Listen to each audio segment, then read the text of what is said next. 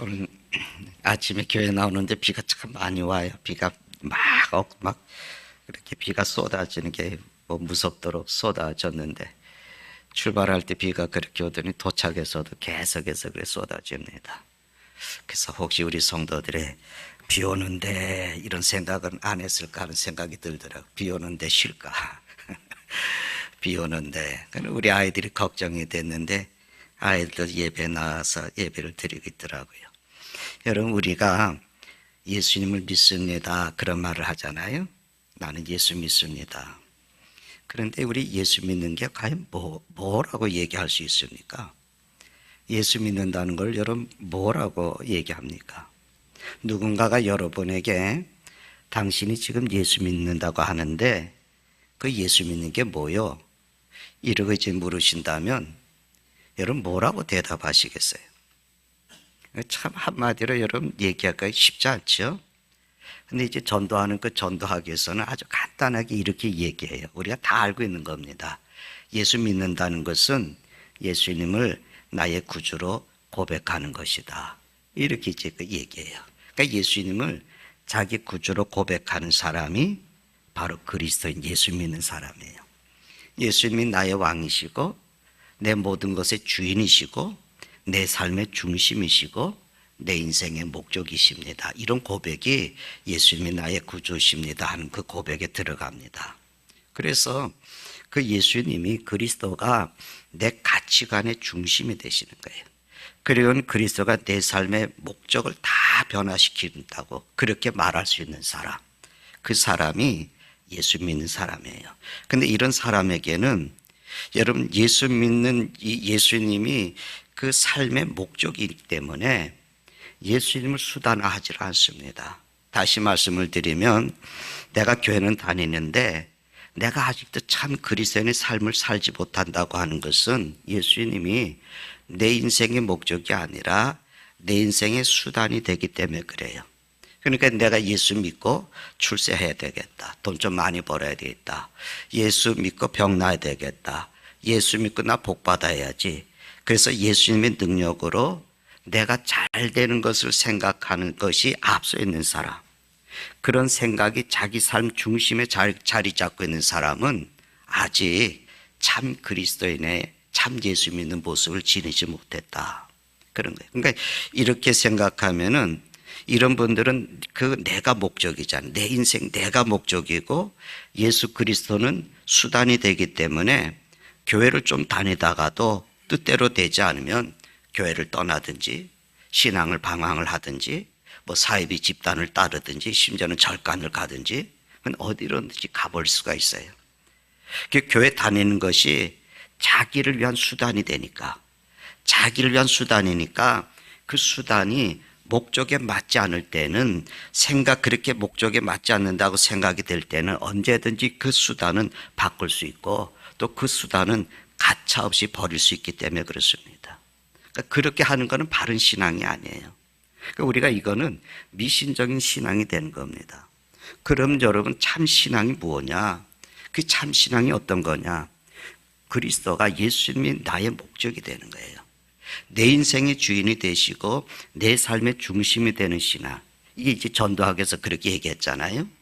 이게 그 신앙인데, 근데 우리가 이게 사회학적으로 얘기하면은 예수 믿는다는 것은 그리스도 중심적인 가치의 변화가 내게 일어나는 거예요.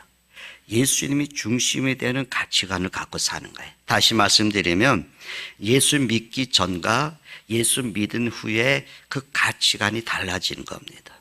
전에 예수 믿기 전에 내가 일에 빠졌어요. 소위 미쳤어요.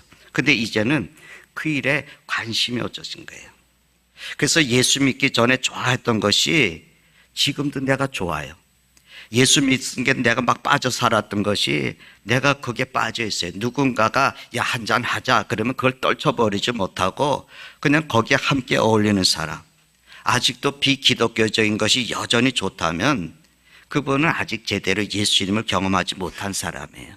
그러니까 예수를 제대로 믿고 있는 것이 아닙니다. 그러니까 그리스도인이라고 하는 것은 그 가치의 변화가 근본적으로 뿌리서부터 변화가 일어나야지 된다는 것을 잊으면 안 됩니다. 그래서 전에 가졌던 취미도 생각도 행복에 대한 그런 생각들도 달라지게 돼요. 그러니까 이걸 가리켜서 뭐라고 얘기하면 절대 가치 변화라고 그래요. 이 절대적인 거니까 이게 바뀌질 않는 거죠.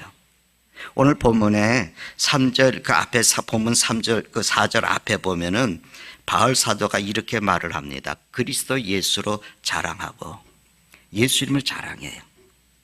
그의 긍지는 어디 있냐면 예수님께 뿌리를 두고 있는 거예요. 그는 바울 사도는 그리스도만 신뢰한다고 고백을 해요. 그리고 나서 그는 내가 예수님을 알기 전에 좋았던 것을 다 버렸다, 이런 얘기를 합니다. 그러니까 우리가 내가 무언가를 위해서 어떤 것을 내가 포기해요. 무언가를 위해서 내가 가진 어떤 것을 포기할 때는 그 포기한 것만큼 그 무엇에 대한 가치가 인정을 받는 거 아니겠습니까? 그걸 이제 가치 인식이라고 그러는데, 전문 음악인에게 그분이 갖고 있는 악기가 탁 보는데 너무나 좋아 보여요. 내가 보기에도 좋아 보이는 거예요. 그래서 한번 얘기했어요. 그 악기 얼마짜리요? 그리고 물었더니 그분이 값으로 이렇게 얘기하기, 끝을 이렇게 흐리길래 아, 이게 실례인가 보다, 값을 묻는 게 실례인가 보다. 그래서 더 이상 묻지를 않았어요. 값으로 따지면 수천만 원 갈 것 같은 악기거든요. 근데 그분이 그 악기를 그 많은 돈을 주고 그거를 얻었단 말이죠. 근데 그 악기를 갖기 위해서 그 수많은 그 수천만 원의 돈을, 자기에 있는 돈을 포기한 거 아니겠어요? 그런데 우리가 그걸 가지고 손해봤다라고 생각하지 않습니까? 왜냐하면 그 수천만 원을 주고 산 악기가 그 가치를 가지고 있는 거예요. 그런데 누군가가 그 악기를 어떻게 우연히 어디 있는 걸 그걸 주었어요. 또는 누가 가지고 있는 것을 자기가 주인이 보지 않을 때 내가 그걸 슬쩍 가지고 왔어요. 그럼 그 가치를 알지 못하거든요. 그래서 그 사람은 쉽게 그것을 돈으로 바꾸기 위해서 헐값에 팔아버리는 거죠. 그러나 내가 이것을 얻기 위해서 무엇을 포기했느냐, 얼마를 지불했느냐, 이게 중요한 겁니다. 여러분 마태복음 13장에 보면은 우리가 잘 아는 밭에 감춘 보화의 비유가 있거든요. 예수님께서 이런 말씀을 해요. 어떤 사람이 밭에 묻힌 보화를 발견한 후에 돌아가서 자기가 소유하고 있는 모든 것을 다 팔아치웠다. 그 밭에 감추인 것이 너무나 값지고 귀한 것이라 그것을 얻기 위해서, 그 밭을 사기 위해서 자기가 가지고 있는 다른 것들을 다 팔아도 아깝지가 않았다는 겁니다. 후회하지 않았다는 거예요. 만일 이 사람이 그 밭의 보화를 보고도 자기 소유를 팔기를 주저주저 했다면은 그 사람은 그 보화의 가치를 모르는 사람 아니겠습니까? 그 밭에 감춰 있는 보화의 가치를 알고, 야, 내가 저 보화를 가지려면 이 밭을 내가 꼭 사야 되겠다, 그런 마음을 가졌기 때문에 다른 것들은 아낌없이 다 팔아서 버릴 수가 있었던 거예요. 주님은 천국의 가치가 그렇게 소중하다, 그런 얘기 하시는 겁니다. 그런데 여러분, 예수님을 얻기 위해서 여러분은 무엇을 버리셨어요? 바울은 예수님을 알기 전에 그 옛날에 좋았던 것을 나는 다 버렸다, 그렇게 얘기하거든요. 바울은 내가 그것들을 다 버렸는데 그것들은 세상에서 다 자랑할 만한 것이라고, 이게 시시한 것들이 아니라고 얘기합니다. 당신들이 소중하게 생각하는 것보다 더 소중한 것을 나는 아끼지 않고 버렸습니다, 이런 얘기를 하는 거예요. 그러나 여기서는 그걸 가지고 있다고 하는 자기가 자기 자랑, 내가 이런 걸 가지고 있습니다라고 하는 걸 자랑을 얘기하는 것이 아니라 그것보다 더 큰 의미를 가지고 있어요. 뭐냐면 그 더 귀한 것을 얻기 위해서, 그 귀한 것을 위해서 내가 많은 것을 포기했단 말이죠. 그러니까 그 많은 것을 포기한 사람은 그 포기하고 얻은 것에 대한 자부심이 있고 그것에 대한 사랑이 있는 거예요. 내가 버리고 얻은 것, 내가 포기하고 가진 것, 거기에 대한 자부심과 사랑이 있는 거예요. 그러니까 여러분, 내가 무엇을 포기했느냐, 내가 얼마를 포기했냐 하는 것은 스스로 생각해 봄으로써 포기하고 얻은 것의 가치를 우리가 새롭게 평가할 수 있거든요. 내가 병들었을 때에 기도하는 거 쉽더라고요. 병들었을 때에 혹시 내가 무슨 죄가 있지 않을까 해서 병들어서 회개하고 기도하는 거 쉽잖아요. 그런데 건강할 때 바쁜 일 제쳐놓고 기도한다는 건 어렵습니다. 시간이 많아서 성경이라도 읽자 그리고 읽는 것은 쉽습니다. 그런데 삶이 막 분주하고 바쁜 사람이 일선을 멈춰놓고 성경을 읽고 기도하는 거 얼마나 힘들어요. 그 얼마나 값진 일입니까? 여러분, 겸손도 그렇지 않습니까? 내가 우쭐거릴 만한 여건이 많을 때 겸손한 것이 진짜 겸손이지, 그냥 내가 내세울 것도 없어요. 내세울 것도 없는데 교만할 만한 것이 아무것도 없는데 겸손한 것은 그건 당연하지 않겠습니까? 그걸 우리는 겸손이라고 얘기하지 않습니다. 내가 힘이 있고 이길 수가 있고 내가 다 할 수 있는데 참는 것이 이제 인내지, 할 수 없어서 참는 것을 우리는 인내라고 하지 않지 않습니까? 바울은 자랑할 게 많았습니다. 그런데 그는 예수님을 믿음으로 인해서 그걸 다 버렸다는 거예요. 그래서 그 바울은 정말 예수 믿는 사람들이, 그리스도인들이 갖는 참 가치, 참된 가치의 그 소중한 그 위대성을 우리에게 보여주고 가르쳐 줬어요. 그가 뭘 버렸다고 그럽니까?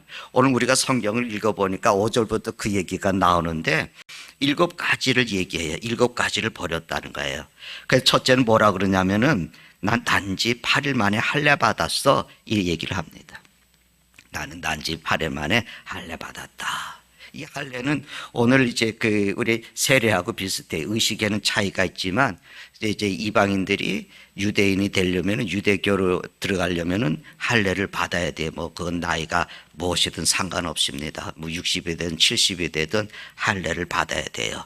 그리고 이제 우리 유아세례도 이 유아세례도 이 할례를 기준으로 해서 유아세례가 생겨난 거거든요. 근데 이 할례를 받았다는 말은 나는 아브라함의 후손이야, 선민이야, 이런 얘기를 하는 겁니다. 할례가 참 중요했어요. 그런데 바울은 무슨 얘기하냐면 8일 만에 할례 받았어, 이 얘기를 하는 거예요. 아까 말씀드린 것처럼 누구든지 유대인이 유대교에 들어가려면 이제 할례를 받아야 되는데 바울이 8일 만에 할례 받았다는 얘기는 뭐겠습니까? 나는 아브라함의 혈통의 순수성을 가지고 있다.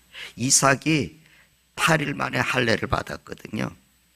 그래서 아이들은 이제 태어나면 8일 만에 할례를 이제 받아요.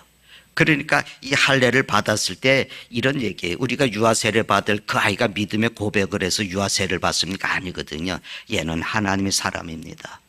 얘는 하나님의 사람입니다. 그리고 부모가 내가 하나님의 사람으로 양육하겠습니다. 그거거든요. 엄청난 거예요. 얘는 하나님의 백성이에요. 얘는 하나님의 사람이에요. 그래서 이 하나님의 사람으로 양육하게 하겠습니다. 그 8일 만에 할례 받는 거예요. 엄청난 거죠. 그런 고백은 나는 순수한 아브라함의 혈통의 사람이다, 그 얘기를 하는 겁니다. 두 번째는 뭐라고 얘기하냐면 이스라엘 족속이라 그렇게 얘기하지 않습니까? 이스라엘 족속. 이스라엘이라는 이름은 야곱이 새롭게 하나님께로부터 야복강에서 받은 이름이잖아요. 하나님이 야곱을 축복하시면서 야곱에게 주신 이름이 이스라엘이에요. 이 고백은 하나님의 축복받은 야곱의 자손이요, 그런 고백이에요. 또 뭐라 그러니까 여기 보니까 베냐민 지파라는 얘기를 해요. 그 베냐민 지파라는 말씀에 나는 정말 사랑받는 자라는 그런 의미가 들어가 있어요. 베냐민은 야곱의 12명의 아들 중에 막내예요. 그리고 라헬의 이제 라헬의 그 아들인데, 엄마가 이 베냐민 낳고 죽었거든요. 그래서 야곱이 굉장히 사랑을 했어요. 그리고 그뿐만 아니라 이 베냐민 지파 중에서는 이스라엘의 첫 번째 왕이 탄생을 해요. 우리가 잘 아는 사울입니다. 그래서 바울이 그 아버지가 이름을 지어줬겠죠. 너무나 그 사울이라는 이름이 좋아서 바울의 이름의 본래 이름이 사울입니다. 근데 이 베냐민 지파는 솔로몬이 죽었을 때에 그 르호보암 왕 때에 남쪽과 북쪽이 이스라엘이 갈라지거든요. 북쪽에는 10개 지파가 가고 남쪽에는 2개 지파가 남는데 다윗의 그 가문이 있는 유다의 지파하고 베냐민이 남쪽에 남아요. 그런 10개 지파는 다 가서 우상을 숭배하는데 여호와를 섬기는 일에 온전히 이 두 지파가 그 다윗의 혈통을 이어가게 됩니다. 그래서 그런 의미도 있는 거예요. 바울이 뭐라고 얘기하면 나는 왕족이고, 그러면 간접적으로 뭐냐면 메시아의 혈통이라고 하는 것을 고백을 하는 거죠. 네 번째는 이 사람이 뭐라고 얘기하냐면 히브리인 중에 히브리인이라 그러잖아요. 당시 나라가 망했어요, 이스라엘은. 그래서 유대라는 사람들만 있었지 그 땅에는 로마의 식민지였습니다. 그래서 다 흩어졌어요. 사람들이 전부 다 흩어져서 사는 겁니다. 그래서 디아스포라라고 흩어진 유대인들 그렇게 얘기하는데, 근데 처음에 나간 사람들이 다 히브리 말을 잘 알지 않겠어요? 히브리 문화도 알고 또 풍습도 알고 다 그랬을 텐데 2세가 이렇게 내려가면 3세로 내려가면은 히브리 말을 잘 모르는 거예요.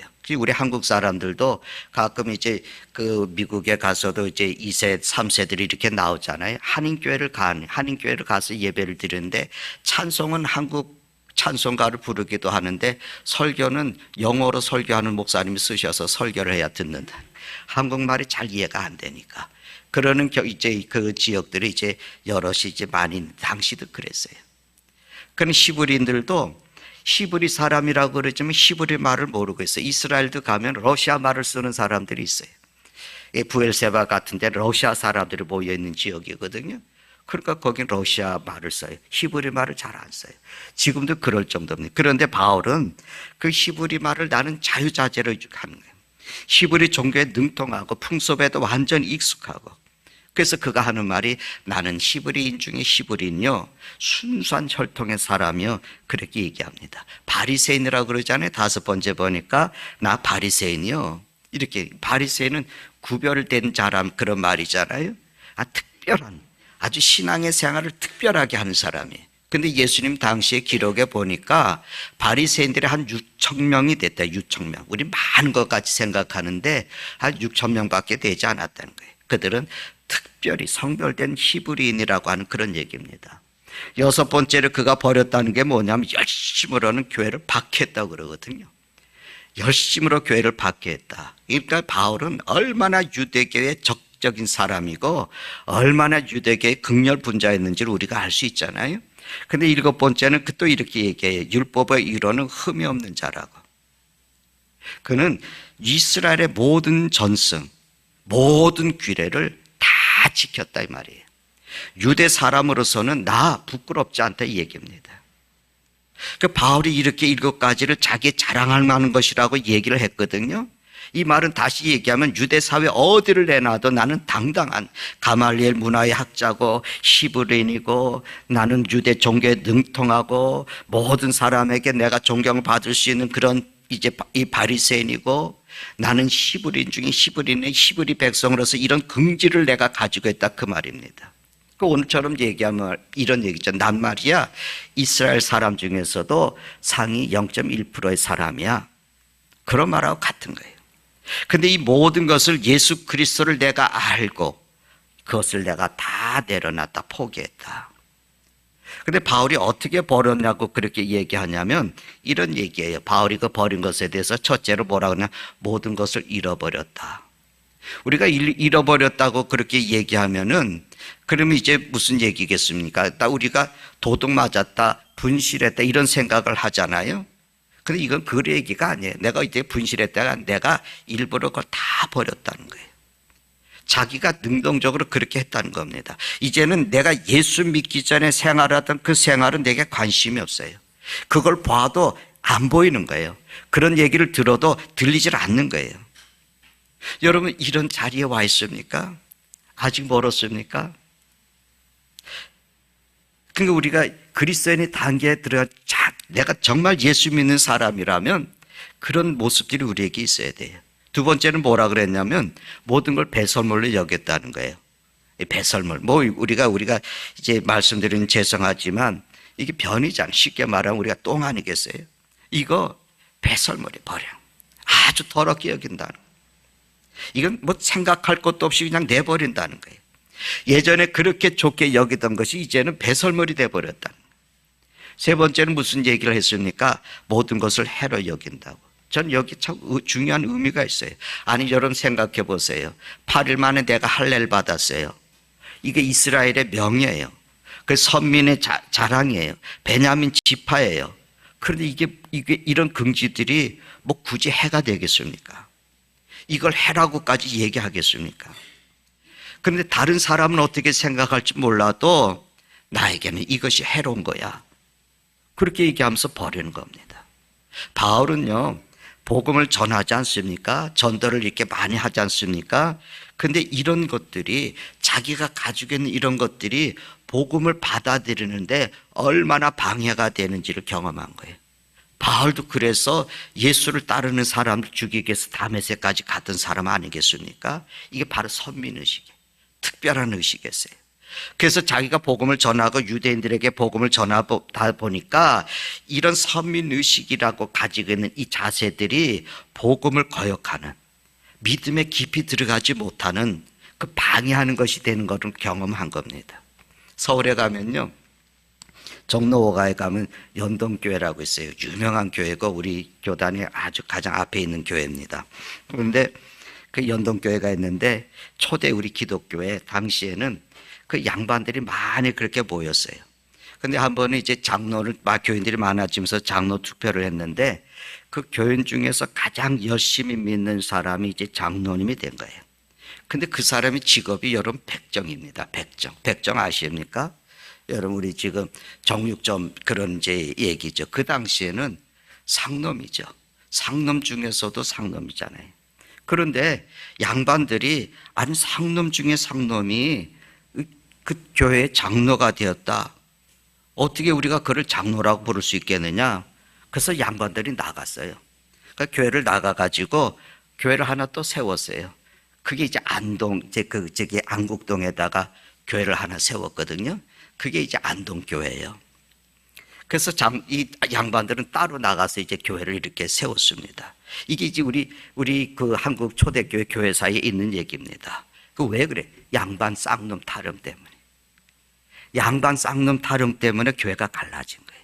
참 우습잖아요. 그러니까 이게 한국 기독교의 그 역사에 있는데, 아니 상놈이 예수님 믿고 장로가 되고 집사 되는 것을 이게 받아들일 수 없어요. 우리는 특별한 존재, 쟤들하고는 신분이 달라요. 우리가 양반이라고 하는 그 신분의 그 자체가 해로울 것은 없어요. 그런데 이런 우월의식이 내게 남아있으니까 예수 믿기가 힘든 거예요.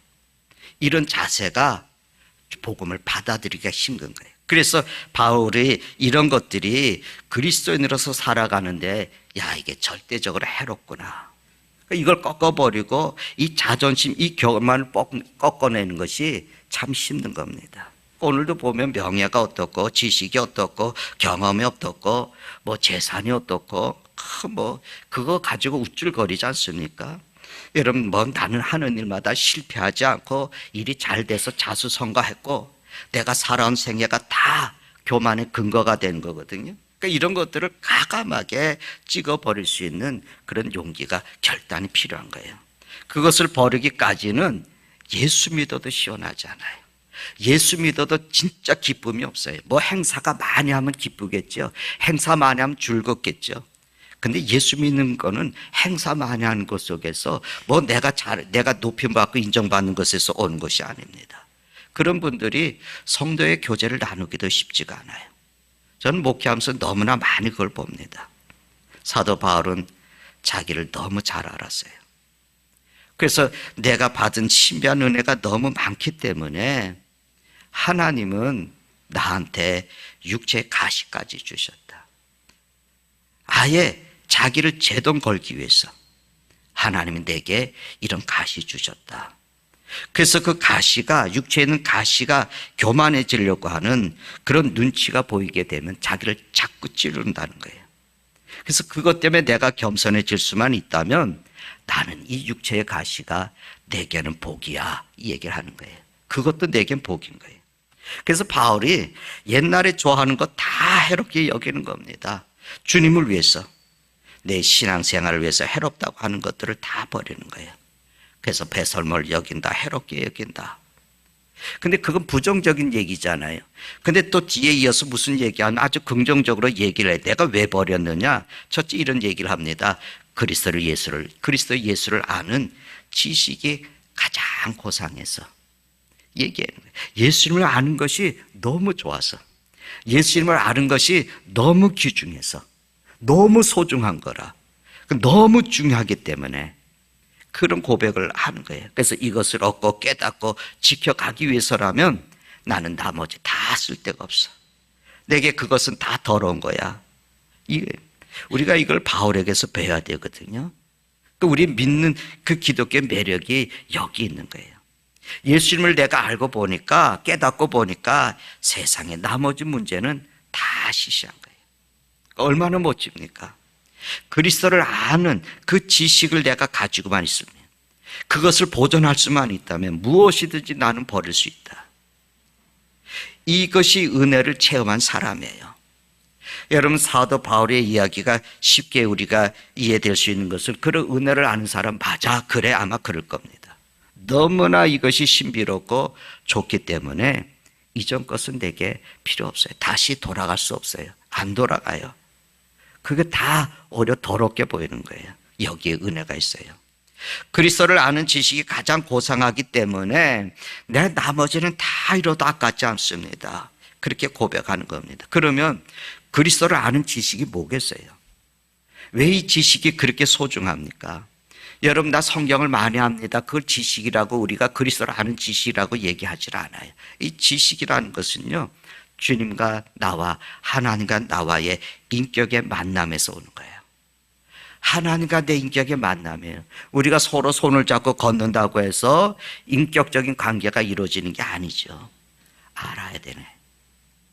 알아야 돼. 여러분, 부모의 사랑도 그 자녀가 그 의미를 알아야 비로소 부모의 사랑이 내게 오고 그것이 사랑이 되는 거거든요. 그걸 알아야 고마움을 알게 되는 거고, 그걸 알아야 마음과 마음이, 인격과 인격이 통하는 거거든요. 그러니까 아는 것이 이렇게 중요합니다. 힘써서 하나님을 알으라고, 하나님을 경험하라고, 그분의 인격을 내가 체험해 보라고. 그러니까 안다고 하는 것은 체험을 해서 하는 거예요. 그 사랑이 얼마나 큰지를 체험을 해서 하는 겁니다. 예수님을 알고 나니까 내 생활이 달라졌어요. 내 영이 거듭났어요. 내 생명이 다르게 내가 소망이 넘치는 거예요. 그러니까 예수님을 아는 것이 그렇게 신비한 겁니다. 이거는 여러분 마치 열쇠 하나를 가지고 어느 문을 여는 것 같은, 그 마스터 키와 같은 그런 기쁨을 우리가 갖습니다. 여러분, 이걸 여러분 믿으세요? 여러분, 정말 예수 그리스도를 믿는다는 거, 이 예수님을 아는 것, 이 하나가 내 삶의 모든 문제를 해결해가는 것이라고. 이걸 여러분 믿으세요? 사도 바울은 예수님이 아는 것을 체험으로 하는 것이기 때문에 예수님을 알 때 비로소 또 한편에 나를 안다 그래요. 예수님을 알고 나니까 내가 보여요. 내가 나를 알게 되는 거예요. 예수님만 아는 것이 아니라 그리스도 안에서 나를 알게 되는 겁니다. 예수님께서 탕자의 비유를 얘기하잖아요. 그런데 그 탕자는 자기를 사실 몰랐어요. 아버지 집에 돌아갈 때도 자기라는 존재를 몰랐어요. 나는 무능한 사람이야. 아버지를 아프게 했어. 나는 아버지를 배신한 거야. 그래서 하늘과 아버지께 나는 죄를 지었어. 그렇게 생각하면서 아버지 앞에 와서 내가 하늘과 아버지께 죄를 지었습니다. 그렇게 얘기하지 않습니까? 이게 돌아온 탕자의 인식이었습니다. 그런데 아버지는 그를 아들로 영접해 줬어요. 반지 끼워줘라. 그 더러운 옷 벗기고 새 옷 입혀줘라. 소를 잡아라. 잔치하자. 사람들을 초대해라. 그래서 기뻐하는 거예요. 아마 탕자가 속으로 그걸 다 보고, 야, 이럴 줄 알았으면 빨리 올걸. 여러분, 그러지 않았겠어요? 탕자가 그런 생각하지 않았겠어요? 야, 이럴 줄 알았으면 빨리 올걸. 자기가 쓸데없는 존재를 알았어요. 나는 정말 쓸모없는 존재구나. 아버지를 내가 배반한 존재구나. 그렇게 알았는데 이제 와서 보니까 아버지한테 나는 정말로 소중한 존재라는 걸 깨닫는 거예요. 내가 이렇게 아버지께 소중했구나. 그래서 사랑은 이렇게 자기 가치를 높이 평가하게 되는 거예요. 하나님이 나를 사랑하셨다는 그 사랑을 받으면 나 같은 것을 하나님이 이렇게 소중하게 여기시는구나. 내가 사랑을 받는다고 하면서도 자기를 자꾸 낮게 평가하지는 않습니까? 그건 내가 사랑을 경험하지 못한 거예요. 사랑 안에는 절망이 없습니다. 사랑 안에는 낙심이 없습니다. 사랑 안에는 한숨이 없습니다. 사랑하게 될 때 자기 존재를 높이 평가하는 거예요.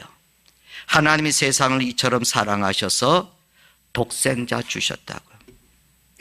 이 세상이 우리의 가치가 얼마나 소중했으면, 얼마나 귀했으면 하나님께서 독생자마저 십자가에 내어 주셨겠습니까? 그러니까 우리 자신을 소중하게 여겨야 돼. 내 생명, 내 몸, 내 생활 모든 것들이 다 내게 주신 그 모든 것, 내 지혜도 총명도 다 소중히 여겨야 돼요. 이게 여러분 예수 믿는 거예요. 우리가 예수님을 안다고 하는 문제는 자기의 존재를 알고 자기의 가치를 알고 그 세상을 아는 거예요. 여기 두 번째는 뭐라 그랬냐면은 그리스도를 얻기 때문에, 그리스도를 얻는다고 얘기합니다. 예수님을 소유한다는 거예요. 그저 알고 배우는 데 그치는 게 아니라 예수님의 능력과 역사가 나의 능력이 되고 내가 하는 일이 주께서 하는 일의 연장이 되는, 주님이 나를 통해서 그 일들을 이뤄 가시는 거예요. 그리스도를 소유하고 그렇게 모든 것을 통달해 가는 겁니다. 토마스 아퀴나스라고 하는 아주 유명한 그 영성학자가 있거든요. 아주 고전을 썼어요. 근데 그분이 하나님 앞에 간절히 기도했을 때 하나님께서 그에게 응답을 주셨어요. 뭐라고 했는데, 내가 내게 무엇을 줄까? 솔로몬에게 말씀한 것처럼 그렇게 주니까 얼마나 좋은 기회예요. 여러분 뭘 하겠어요? 로또? 번호 좀 가르쳐 주세요. 여러분 어떻게 하겠어요? 재산도 있고 명예도 있고 건강도 있고 아름다워 있고 뭐 갖고 싶은 게 많겠죠. 근데 이 토마스 아퀴나스가 자기 소원을 간단하게 얘기했습니다. 나는 그리스도만 원합니다. 나는 예수님만 원합니다. 아무것도 바랄 거 없습니다. 예수님을 내게 주십시오. 그분의 능력을 구하는 거예요. 주님의 마음이 그대로 내 마음이 되기를 바라는 거예요. 굉장하지 않습니까? 바울이 또 얘기합니다. 세 번째는 뭐냐면 그 안에서 발견되려 함이라고. 엄청난 얘기 아니겠습니까? 그리스도를 알고 그리스도를 얻고 그것도 모자라서 그냥 이제 풍덩 뛰어 들어가서 예수님 안에 발견되길 원한다고. 내가 없어지고 그리스도가 나타나는 거예요.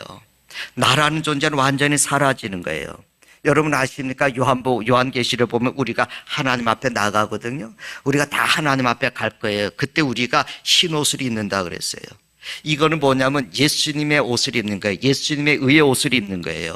내 명함으로 가는 게 아니에요. 내가 얼마나 오래 예수 믿었느냐로 가는 게 아닙니다. 그리스도의 이름으로 가는 거예요. 내 의로 가는 것이 아닙니다. 주님의 의로 우리 한 사람 한 사람이 이제 이마에 탁 마치 도장을 찍은 것처럼 그리스도의 의로, 이 사람은 그리스도의 사람이다, 이 사람은 그리스도인이다, 그리스도에게 속해 있다, 이런 표시를 하고 주님 앞에 가는 겁니다.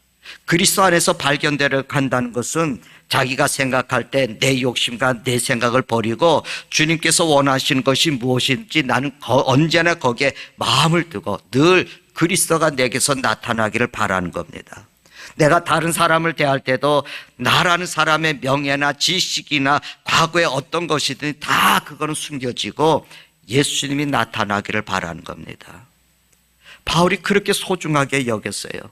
근데 마지막에 이런 얘기를 합니다. 9절의 말씀에 보면은 내가 가진 의는 율법에서 난 것이 아니고 오직 그리스도를 믿음으로 말미암은 것이니 곧 믿음으로 하나님께로부터 난 의다. 하나님으로부터 난 의.